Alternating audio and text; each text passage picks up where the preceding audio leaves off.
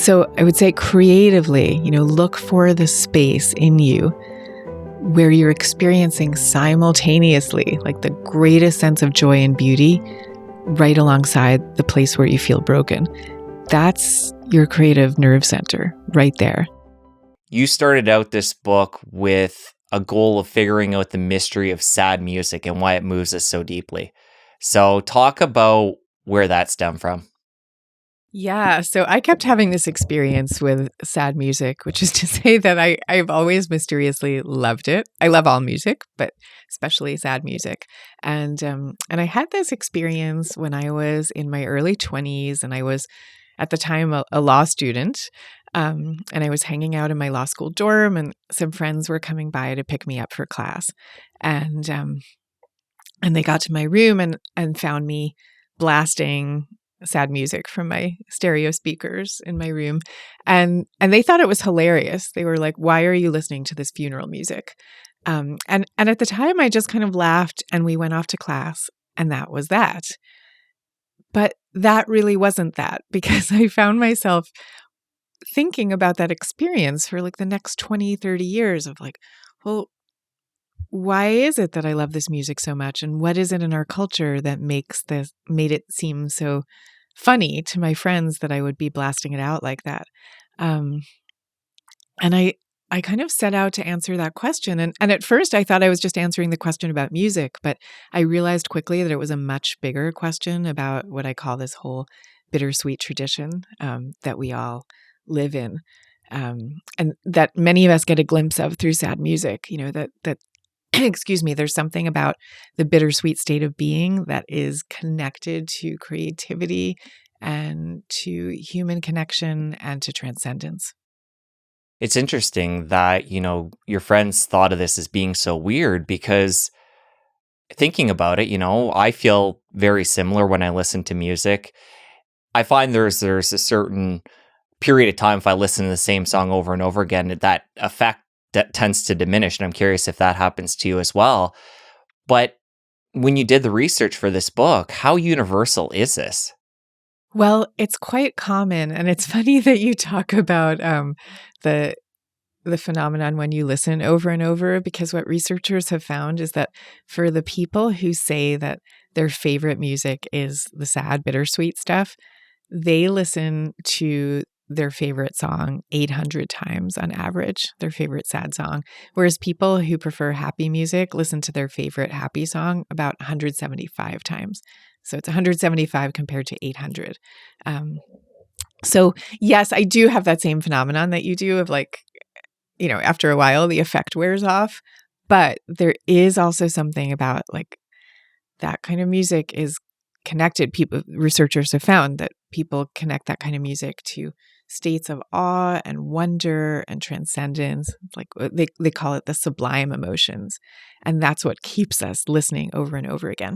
And I don't know if you find this, but I find like if I listen too many times and the effect starts to wear off, I just have to put the song away for a while. But then if I come back like 6 months later, it all washes over me all over again, like in a big flood of 100%. emotion. You got that too? Exactly. Yeah. That same Yeah. thing happens to me.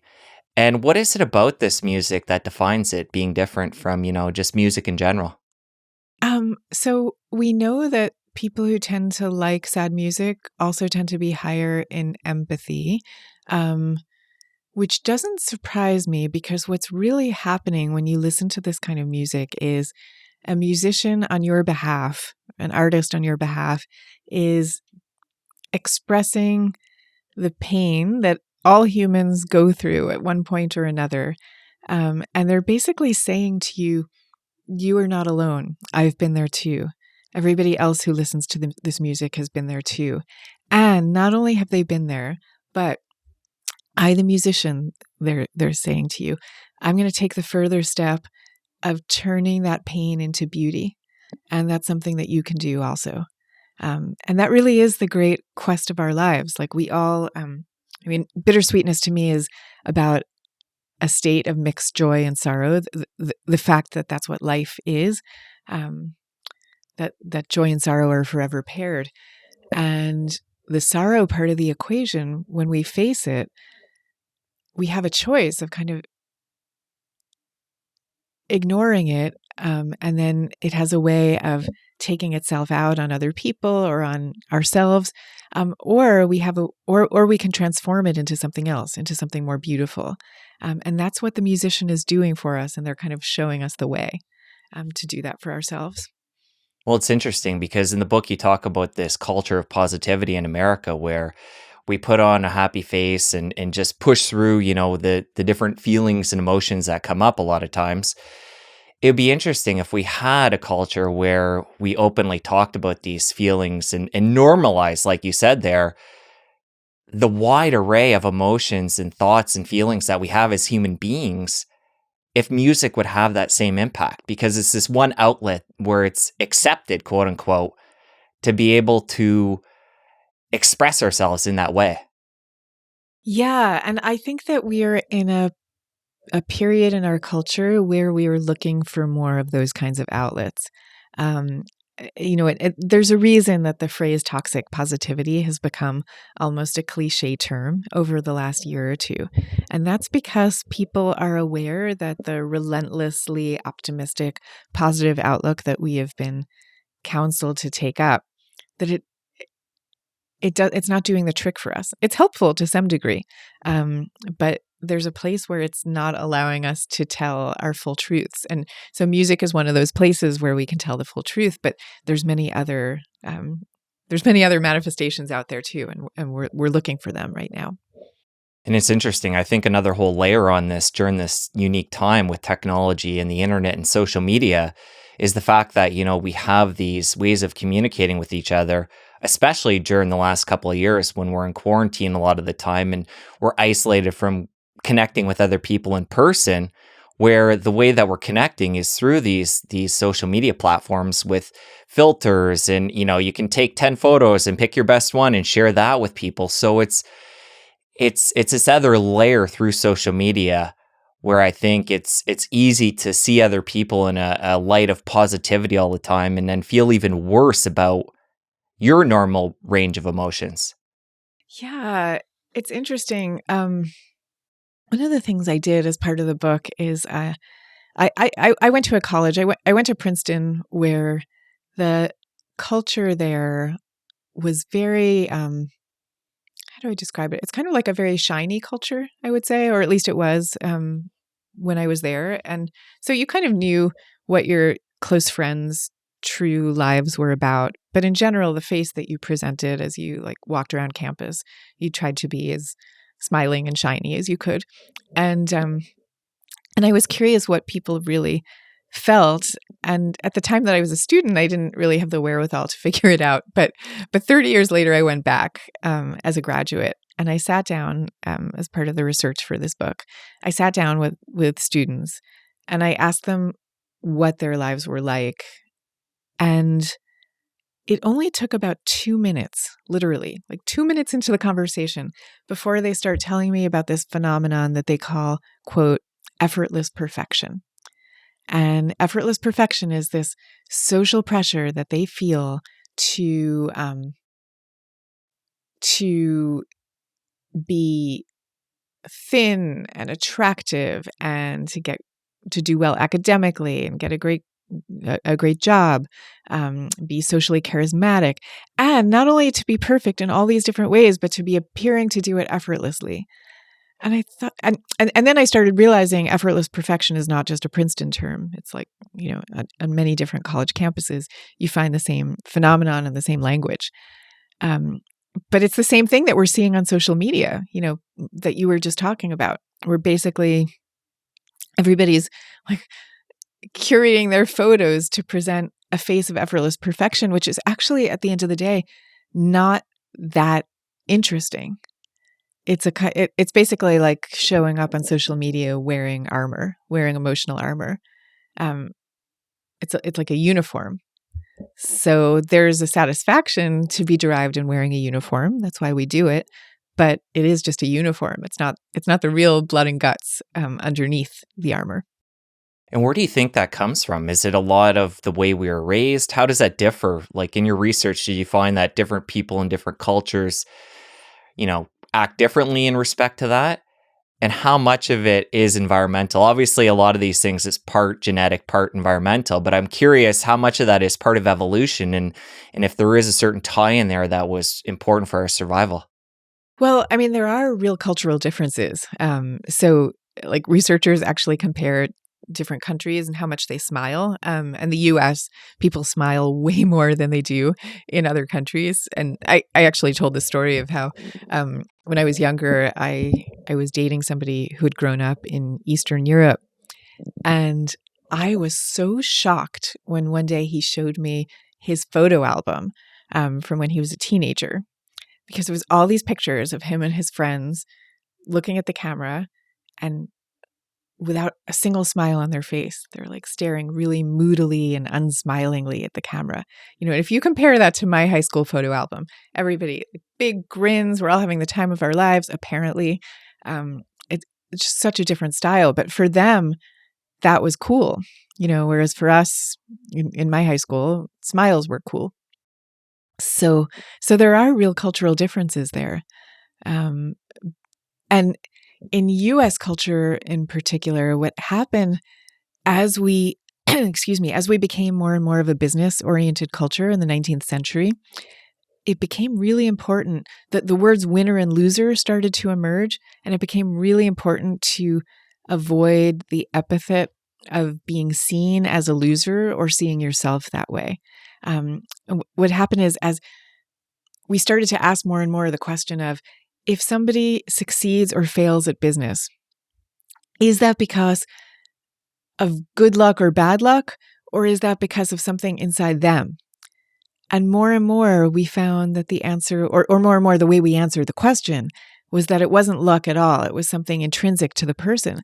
And it was, you're either a born winner or a born loser. And the more you see people that way, the more you want to avoid anything having to do with loss. You know, any emotions, the emotional affect of sorrow or longing or bittersweetness or even contemplation, you know, all of that starts getting associated with the loser side of the ledger. And then we can't take in the wholeness of human experience. I wonder, talking about this, and you talked about your boyfriend being from a different culture and the difference there in smiling pictures, which is just so interesting. But I wonder if there is something to the fake it till you make it. Like, how happy are the people in the US that are putting on that smile? Is there something to that, just playing devil's advocate, that, you know, permeates down and leads to just feeling better? Or is it better to, you know, just express what you're truly feeling and then still have the highs and the lows? I'm just Yeah, curious. no, I think it's a really great question. And I think about that a lot myself because I had the experience. I used to be a corporate lawyer before I became a writer. So I had many years, you know, of like showing up every morning to an office and then having to be in that office for like 16 hours a day. So you're very on all day long.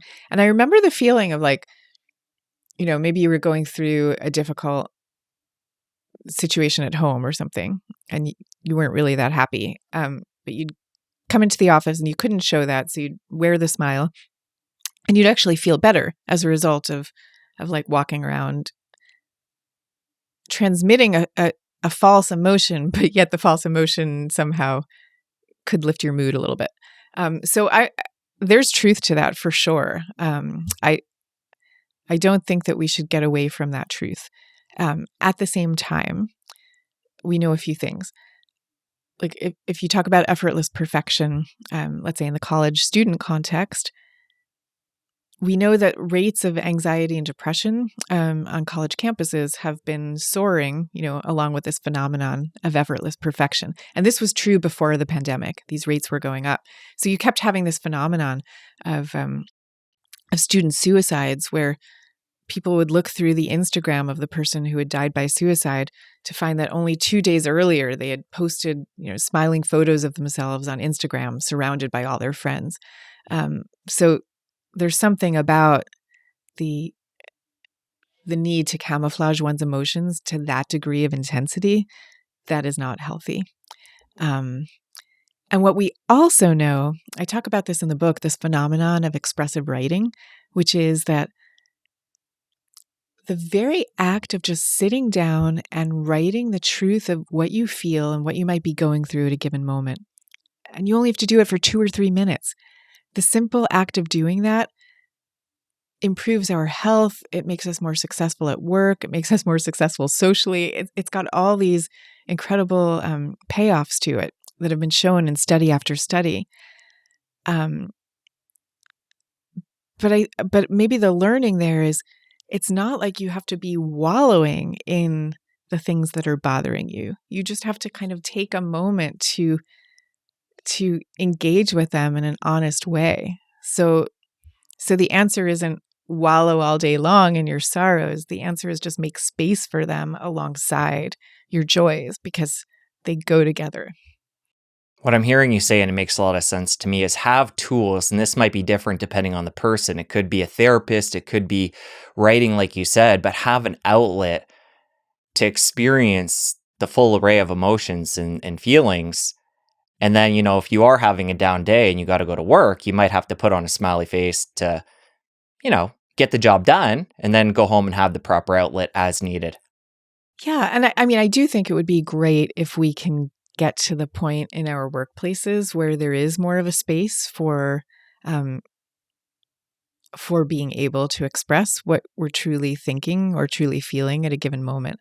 I think these things, they're not either or. It's not like either we should have a workplace where you have to smile your way through the days no matter what, no matter what's happening, or a workplace where you let it all hang out. It's more like let's get to a place where there's space for both. Let's talk more about the creative pursuit and using this bittersweetness in a positive way. So we talked about opening up about the music and how, sad songs are a channel for these artists to express themselves in that way. We just talked about writing, but in the sense of, at least from the sounds of it, we were talking about in kind of like a journaling form. So it would be for yourself. But as somebody who wants to utilize, the bittersweetness of life that we're all experiencing to create something in the world to benefit other people and hopefully make themselves feel better as they're doing that, how can people go about doing that? A lot of it is just being in the right mindset. And what I say to people is whatever pain you can't get rid of, make that your creative offering. Because that really is often the heart of the impulse to turn us in the direction of creativity. These can be distinct pains in the way that we think of them, but there's something else to turn it.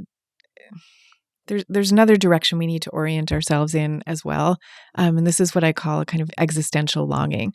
To understand, we are all of us creatures who come into this world with a sense of belonging to another more perfect and beautiful world. And you see this manifested through all the world's religions.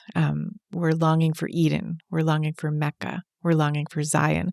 We're longing for but then we express it creatively too. You have Dorothy who's longing for somewhere over the rainbow. You have Harry Potter who enters the story at the precise moment he has been turned into an orphan. And there is an understanding that it's at exactly the moment where you feel like cut off from your fundamental source of home or belonging, that's what kind of activates the epic adventure.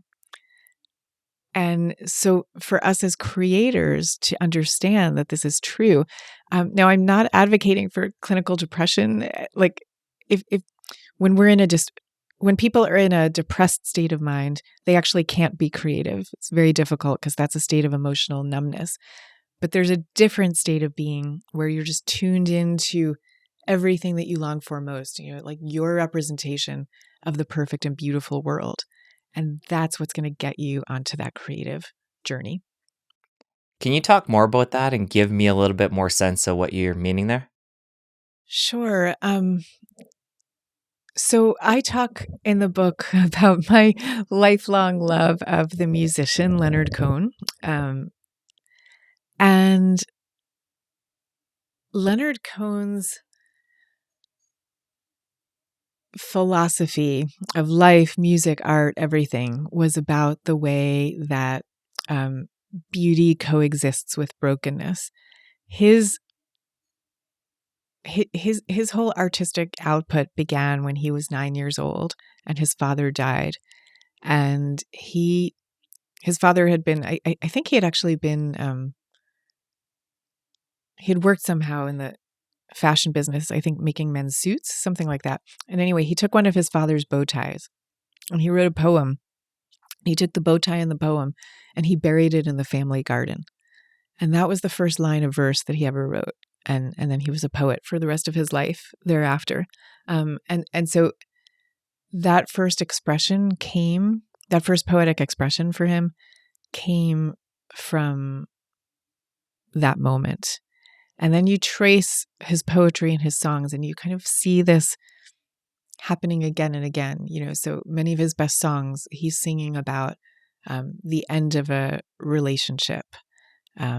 He's singing about the broken hallelujah. Like, why does everybody love that song, Hallelujah, so much? Why do people cry reliably the 1,000th time they hear it sung on American Idol or whatever it was, where people used to listen to it? There's something about that song that's expressing the longing for the joyful hallelujah, along with the acknowledgement that the hallelujah currently is broken. He calls it the broken hallelujah. So I would say creatively, look for the space in you where you're experiencing simultaneously like the greatest sense of joy and beauty right alongside the place where you feel broken. That's your creative nerve center right there. And you know it. You know it when you feel it. And a great way to do it is, like, if all of that feels too abstract to you, I would say, just ask yourself what's most beautiful to you. Whether it's a piece of art or music or nature or whatever it is, where do you feel like you see like intensely vibrating beauty? That's your nerve center. Oh, that's great. And what does somebody do with that when they find that?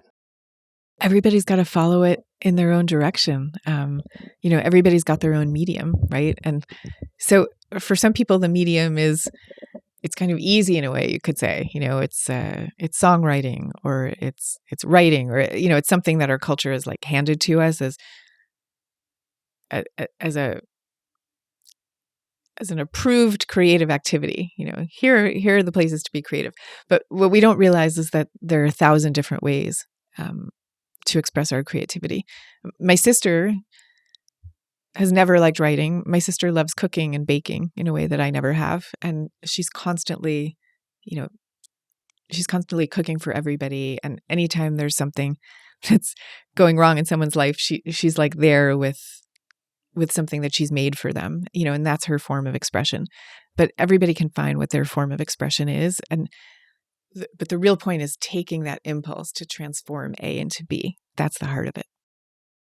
And it seems like there would be something therapeutic about reading your book or hearing this conversation and just understanding, again, coming back to the normalization of the full human experience, where in day-to-day life, we go days, weeks, months maybe without even talking about that. And everything seems, we ask each other on the street, how you doing today? I'm good. And there's just not a lot there. But just, again, hopefully this conversation and again, your book can be a catalyst for people to understand that there is more there and what you're feeling is normal. Yeah. And I mean, this is why we like music the way we do. Like my 12-year-old for the last year has been going through a phase of loving Eminem. So we listen to a lot of Eminem. And I'm listening to the lyrics as we're driving back and forth to school. And I'm like, first of all, they're amazing, but they're also like his willingness to just tell the truth of what he truly has experienced and truly feels. It's remarkable. Like, it's very extreme, the extent to which he does that. But that's why people are showing up and listening. So I'm not saying that everybody needs to be that disclosing or that confessional. I don't think it's right for everybody. I don't mean right morally. I mean, it's like not the right fit for each person to do that. But we've all got to find our ways of telling the truth. And if you are a creative artist who is hoping to reach people on a mass scale, that's what's going to do it. It's like you have to express the thing that lots of people are thinking and feeling and no one wants to talk about. And that's where you're going to hit your gold. And I would argue too, if you do that on a small scale with the people that you interact with on a day-to-day basis, whether it be the people at work, your family, your friends, that's going to form deeper relationships between you as well. Absolutely. Absolutely. Like if you think of the currency of a friendship, some of the currency has to do with the fact that you tell your friends and you discuss with your friends things that you don't talk about with just anybody. And the fact that you've selected each other as mutual confidants in that way is part of what seals your bond. I have I have a really close friend, Judith. She's one of my oldest college friends, and we talk on the phone all the time. Like we have sort of an ongoing conversation. I'll be walking my dog and I'll just call her. And another friend of ours was saying, you guys should have a podcast. You have the best conversations. And she was like, we could never have a podcast because the whole essence of our conversations is that we're talking about everything, like all the nitty gritty of the stuff that we don't say to anybody else. And we have so much mutual trust that we could say any of it. So it's not just about creativity, it's about friendship, it's about everything. One of the themes I've found really powerful from your book is talking about death and thinking about death and how that can be a catalyst to making the most of being in the moment, in the present. And this is a theme that I've talked about with a lot of other guests on the show. It's something that seems to come back again and again. But let's get into that. I think it's important to take your unique perspective on that and how that could be used as a tool to facilitate living a better life today. Gosh, I hardly even know where to start because I looked at this question of death and impermanence from so many different angles. And then, as you know, while I was writing the book, I actually lost first my brother and then my father to COVID. So I had been thinking really deeply about all these topics for years, and then death came and entered my life right as I was exploring them.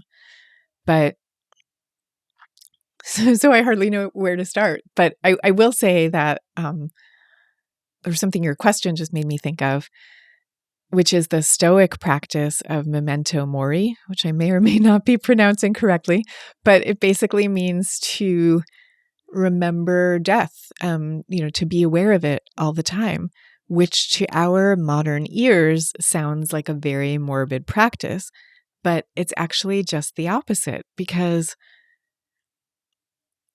if you're just truly and matter-of-factly aware of the fact that you might not be here tomorrow, you have no idea, you really, it's kind of a cliche, but you really do make completely different life choices.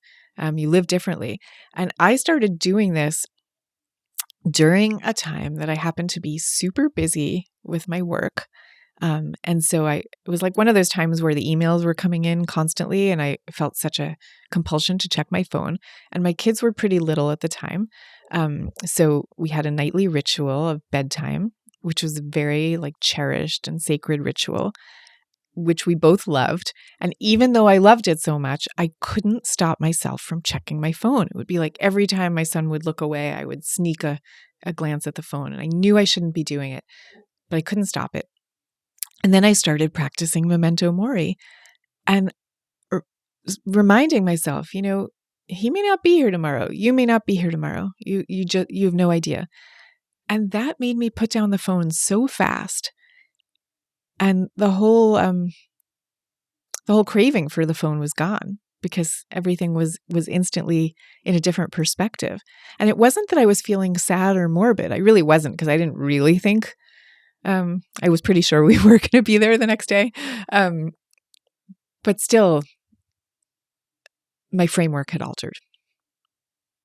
Well, starting off, so sorry to hear about your dad and your brother. What a challenging time that must have been and still must be. How do you go about using this Memento Mori in day-to-day life? Do you have something that triggers you, you know, each and every day or periodically to come back to that to, realign your priorities?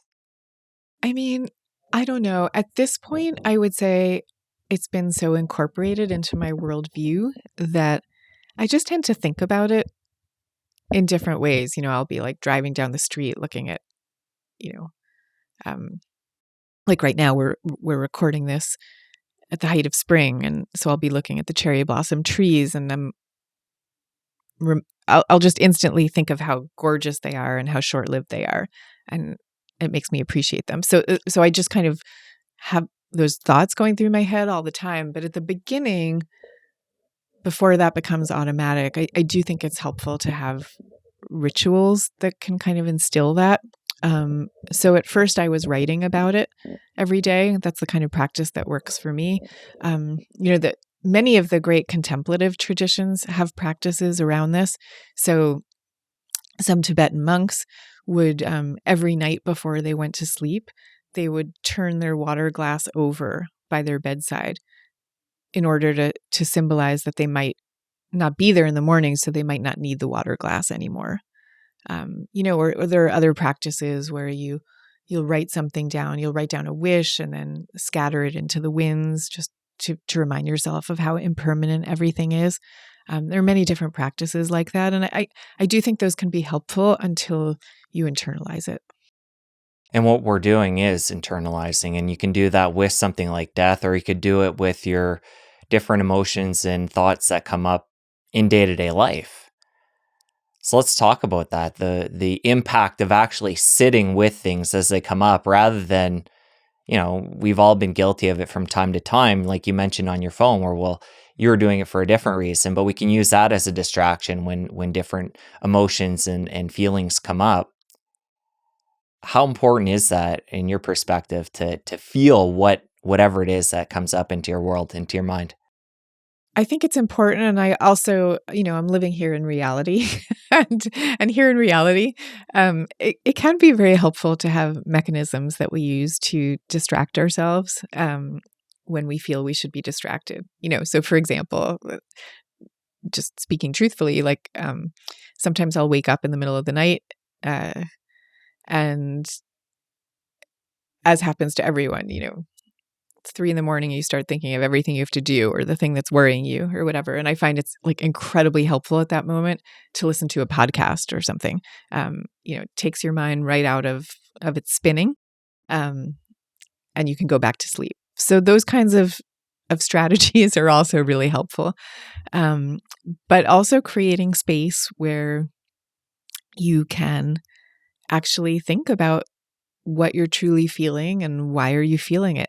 And it can be really helpful to have people in your life who you can talk to about such things, trusted people, whether it's a friend or a therapist or whatever.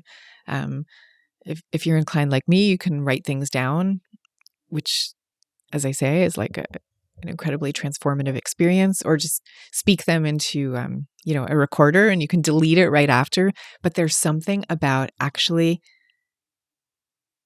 translating difficult emotions into words.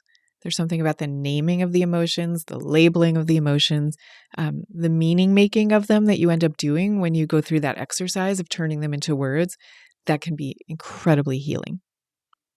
And what Because about what we end up doing is like, you end up saying, you're not just saying, I feel bad. You end up going through an exercise of saying, I feel badly because X, or what I learned from this experience is Y. Even if you're not thinking consciously in those terms, that's what happens when you start using language. that makes sense. And what about using meditation as a tool to be with your thoughts and to sit with them? Meditation, yeah, I mean, it's incredibly helpful. Just to notice them. With meditation, I think it's less often a process of meaning making and more about just being comfortable with their existence, and just noticing that they exist. And that's part of everyday experience too. Part of your experience writing this book was meeting up with Sharon Salzberg, who's a previous guest of the show, and learning loving kindness meditation. And I'd love for you to talk about what that is and what that experience was like for you. And is this still a tool that you're using today? Okay, so basically the main idea of loving kindness meditation is that you start off by wishing love and all good things to yourself, and then you kind of radiate outwards from there to other people in your life, including to people who you know very well and love very intensely, to acquaintances on the street, to the difficult people in your life, so you're kind of radiating out to all the different categories of humans and beings who you interact with, or who just share the world with you. And what Sharon explained to me is there are no specific words that you need to practice to do this, but the ones that she often uses are, may I be safe, may I be happy, may I be healthy, may I live with ease. And so you start by saying those words to yourself, and then you go from there to others. What was interesting is Sharon actually came to those words from the original ones that she had learned in Burma, because the original words she learned were, may I be free from danger, may I be free from mental suffering, may I be free from physical suffering, may I have ease of well-being. And she found that with those words, when she used those in California where she was teaching, people came up to her after and they were like, I don't want to hear about danger and mental suffering and physical suffering. I want to hear more positive words. So that's when she changed the words around to make them kind of more positive and upbeat for US tastes. And I thought that was really interesting. But what I also took away from that is that you can craft your own version of love and kindness meditation in a way that works for you. Use the words that are right for you. They don't have to be handed down from someone else. It's more the idea of it that's so transformative, that the very act of putting yourself into this state has a way of transforming your relationships. Is this a practice you still engage in regularly? Not as much as I should. I go through phases. Like sometimes I do it more and sometimes I do it less. What I do try to do is, even when I'm not doing kind of like the formal loving kindness meditation, I have different music that I listen to that reliably gets me into that state of mind. I love Krishna Das in particular. I don't know if you are familiar with his with his music. He has like a spiritual chanting kind of music that automatically gets me into that space. So I would recommend people to look for their own portals. That's how I think of it. There are these portals, these gateways that are all around us, and you have to find your gateway. And in doing your research for this, do you find that there's certain people that don't actually experience the bittersweetness, or is there different types of it or a different spectrum where people will fall on the scale of it? That's an interesting question. And at the beginning of the book, and also on my website, we have a bittersweet quiz that you can take to find out how prone you are to this bittersweet state of mind.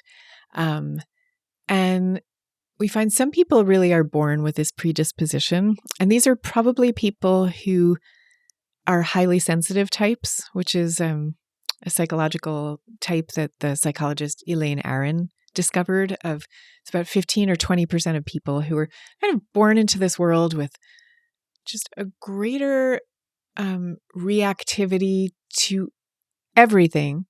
So these are people who notice the beauty of a sunset more intensely, and they notice the screeching of a construction zone more intensely. They're experiencing everything more intensely. So people like that tend to be high on the bittersweet scale, but also many people come to bittersweetness just through experiencing enough of what life has to show you, because life is constantly thrusting you through these peaks of joy and sorrow and everything in between. And once you come to see that that's the makeup of life, you get oriented in this direction. Should we give people a sense of what's on the quiz? Yeah, let's do it. Okay. Did you take it, by the way? I took it as I was reading through, but I didn't formally tally things up. Gotcha. Okay. Well, how did you come out thinking you were more or less of a bittersweet type? I feel like I'm more. I'm not extreme, but I feel like I do tend to go more that way. Gotcha. Okay. All right. So we'll give Where people. where are you on the continuum, Susan? Oh, I'm very high on the continuum. You know, who else would write a book like this? Okay. So the first question is, do you tear up easily at touching TV commercials? How about you? How would you answer that?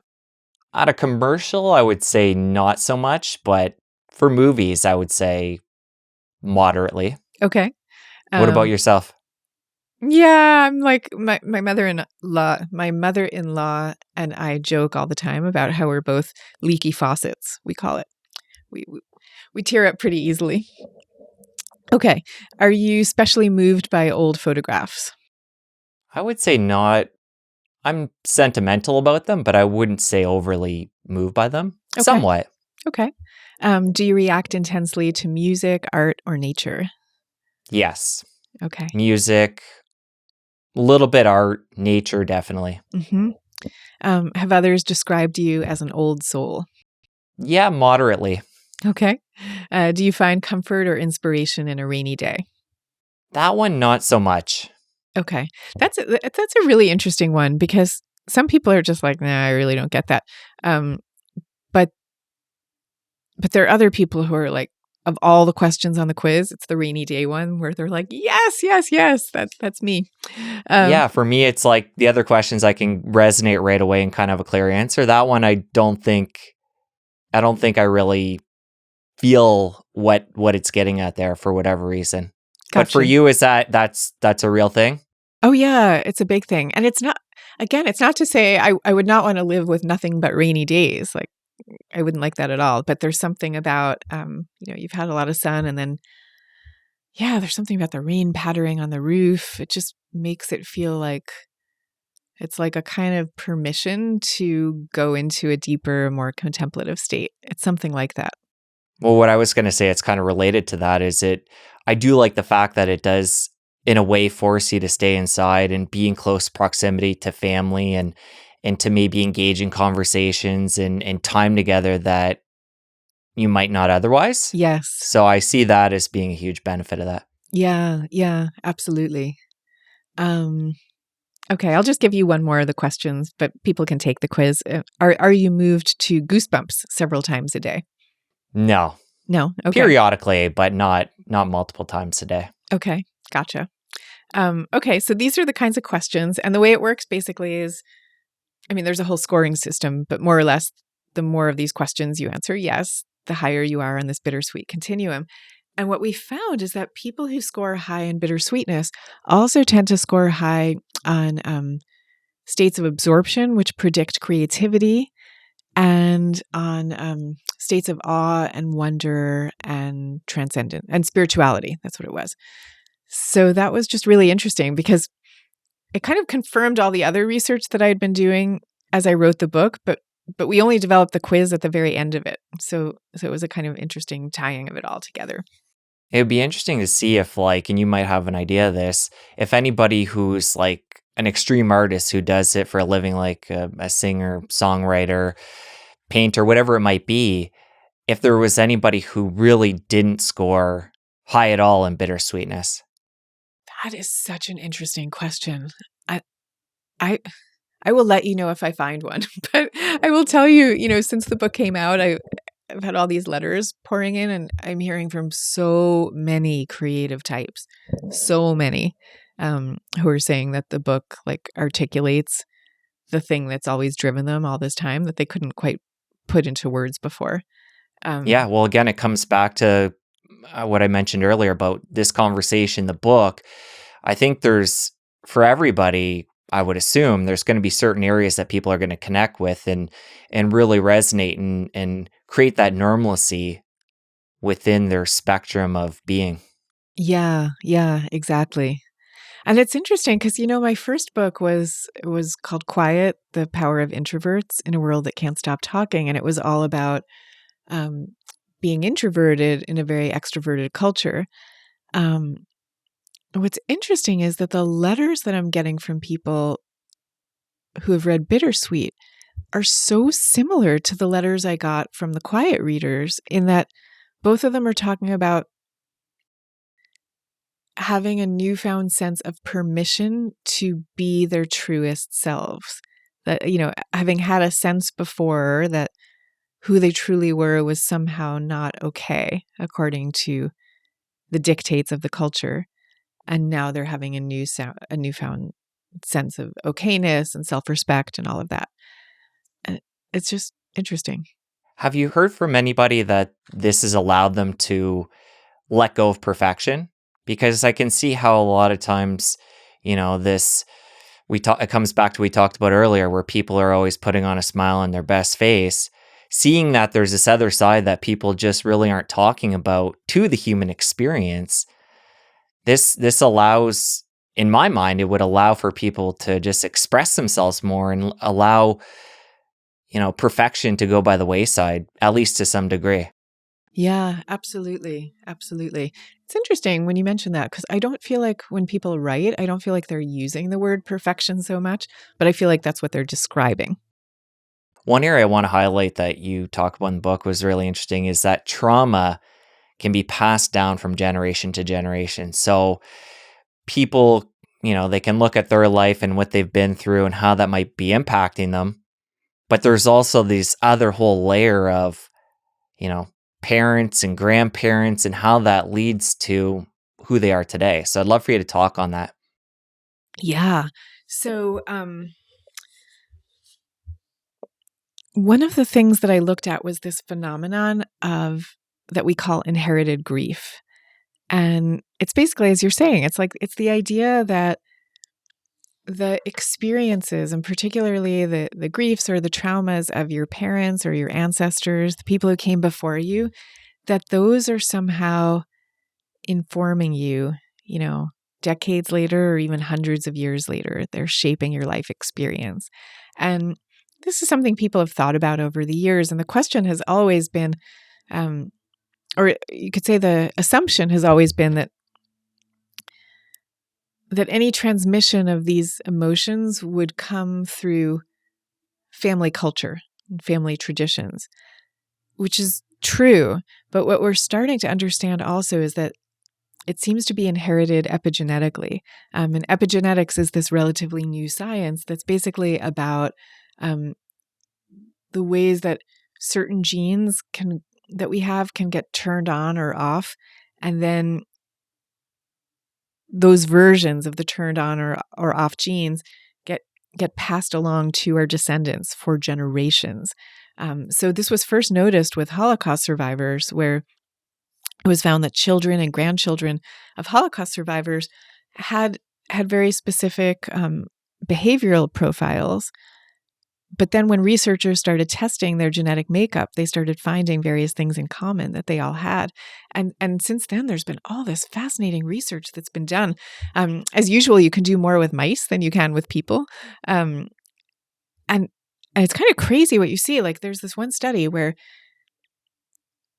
they took traumatized male mice, right?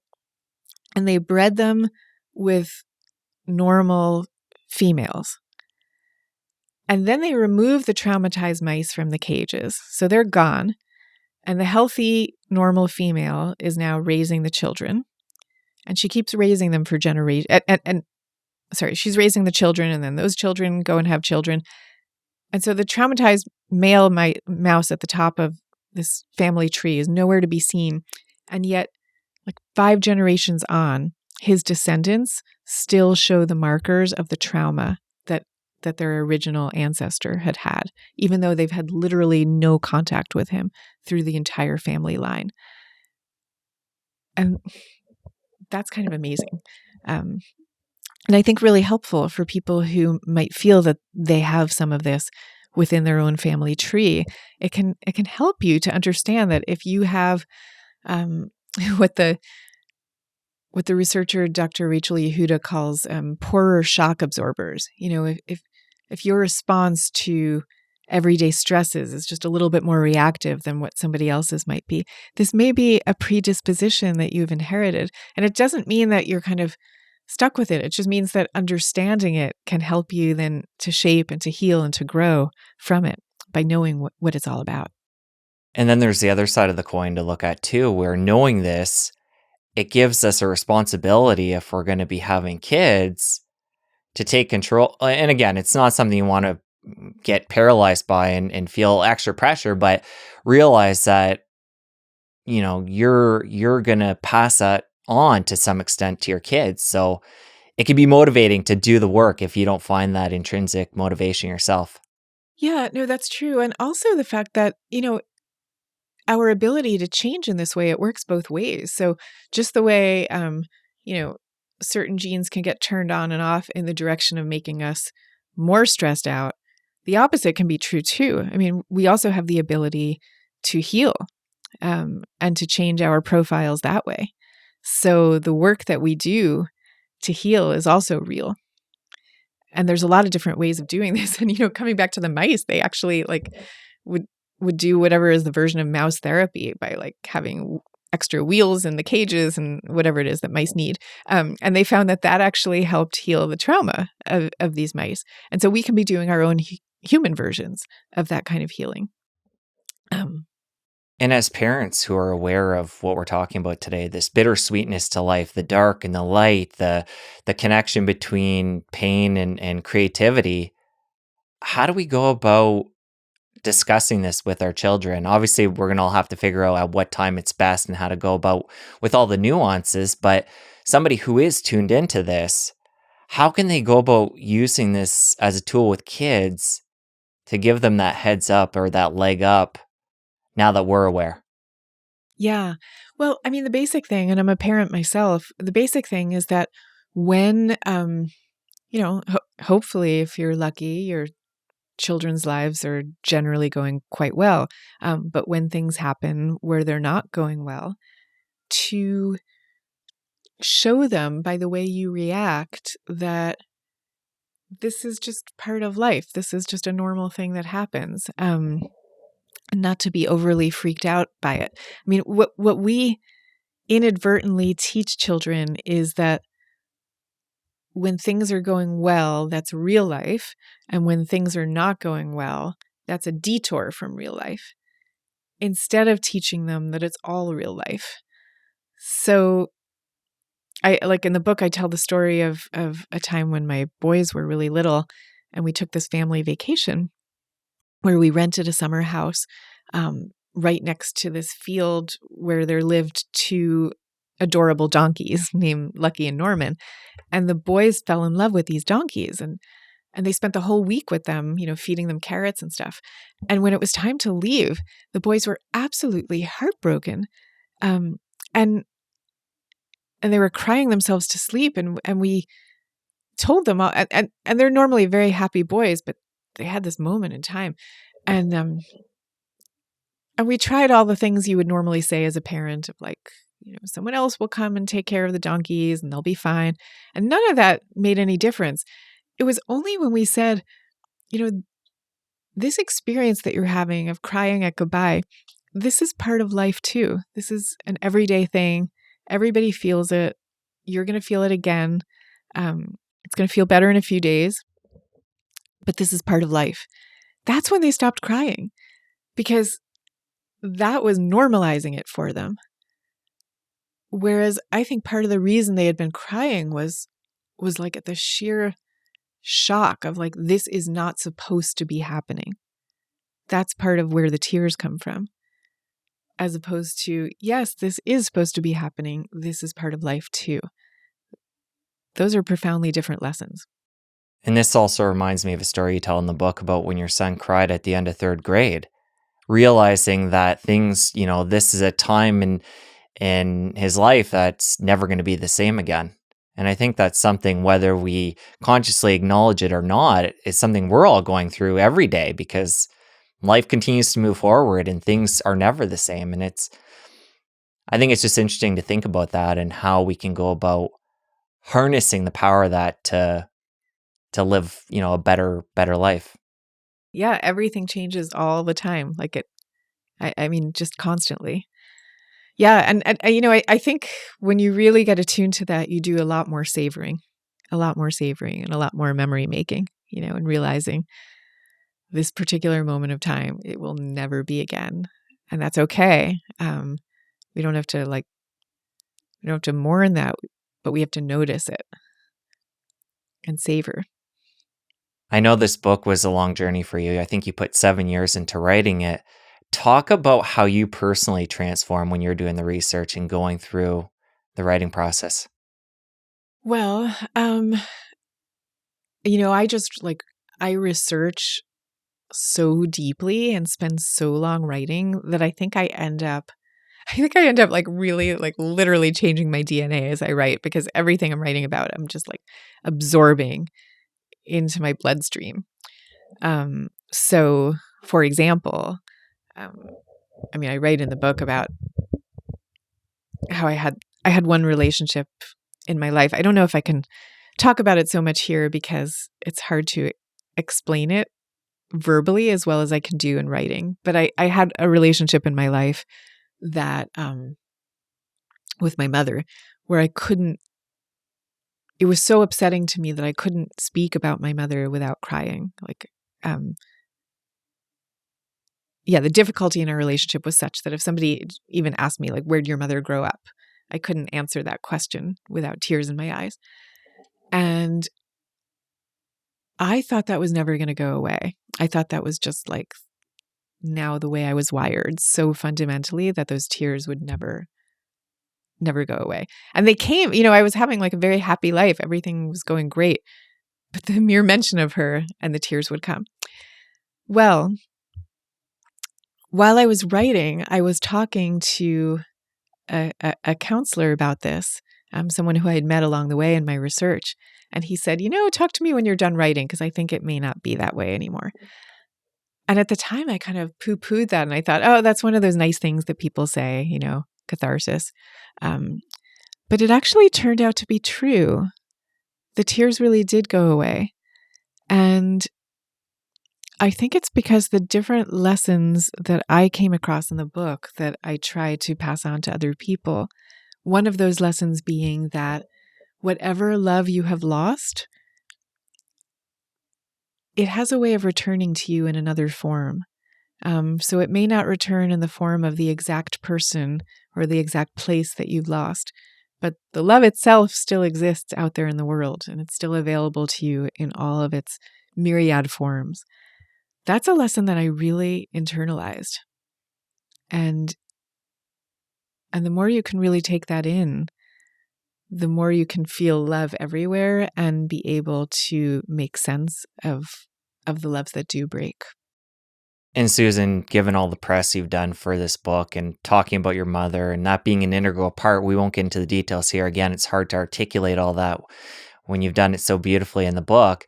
But you guys have had a complicated relationship, and it's all in the book, and yeah, we won't give it away. But did you find that during any of these conversations you've had for media, have you cried at all over talking about her? I don't think so. I really don't think I have. If I have, I'm forgetting, and it wasn't significant. Um, no, I mean, I think I truly have come to a place of true resolution. And now, as I write, our relationship has as well. So we've been really lucky to have a kind of redemption story at the very end of our relationship. But no, I've cried a couple times when talking about my father, who, as we said, passed away about a year and a half ago of COVID. So that's happened. And not to say, by the way, that the goal is to not cry. I wouldn't mean to say that at all. But rather to say that you can come to a place of resolution with even the relationships or the situations in your life that have been most troubling to you. Right. I see what you're saying there, because there was obviously something there that was a quote unquote abnormal response to just talking about where she was, born or small things about your mother that wouldn't normally trigger that in other people. Exactly. Yeah. And I think that, right. So the tears were coming not from, it's always going to be the case. Like you might recall, let's say, a long dead beloved person, and that would bring tears to your eyes. That's part of life. In that case, though, the tears had more to do with the pain of an unresolved rupture in a relationship. And that was really, and I really was able to heal from that through the course of writing the book. That's amazing. Well, Susan, love the book Bittersweet. Our conversation, far-reaching, covered a lot of great stuff. Thank you so much for coming on the show. We're going to link the book up. We're going to link social media up. And I really appreciate all you're doing. Thank you. Thank you so much for having me, Jesse. It was really great to be here with you. Now that you're done watching my conversation with Susan, the perfect follow-up is my chat with Anne. Watch it right here. You won't regret it. And so instead of trying and doing and being a human doing and, getting one more thing on my to-do list checked off and, rushing to the store because I suddenly need graph paper and I can't live another day without it.